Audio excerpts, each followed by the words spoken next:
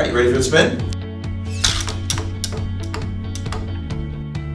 So I've been partnering with a client for the last a little over a year now in order to help them try to achieve their goals around developing and building out their data governance and information governance strategy.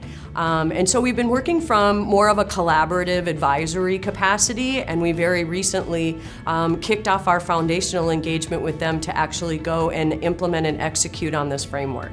So we're really excited about it.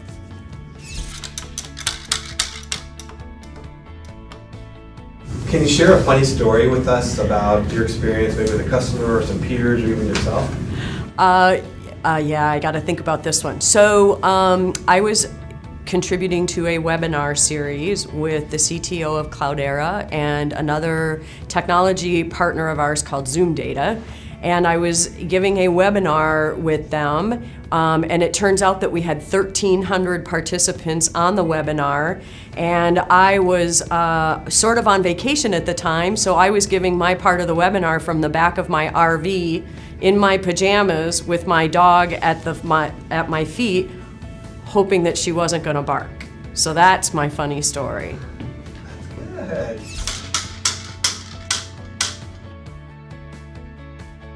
So I focus in the data intelligence group in the business unit specifically around information governance. And of course, when we talk information governance, the hottest thing right now is GDPR. And what it basically means is that a consumer or an employee's information is they're allowed to keep it segregated or remove it from companies. And so this is a big deal right now out in the industry where governance is really playing a very critical role now in organizations to try to find and address those data issues to stay in compliance with GDPR.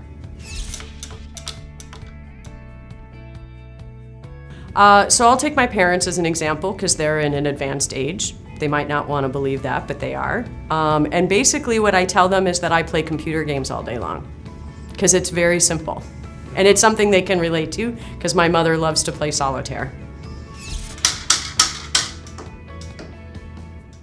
So I'm a purist, so I think of Slack in terms of how it relates to the business and how it relates to helping Trace3 grow as an organization. So one of the things that I really look for and where I spend a lot of time on the Slack channels is with the overall consulting team one, so that I can really learn what other people are doing and what other groups are doing so that we can figure out how do we make ourselves more relevant to the organization and to our clients.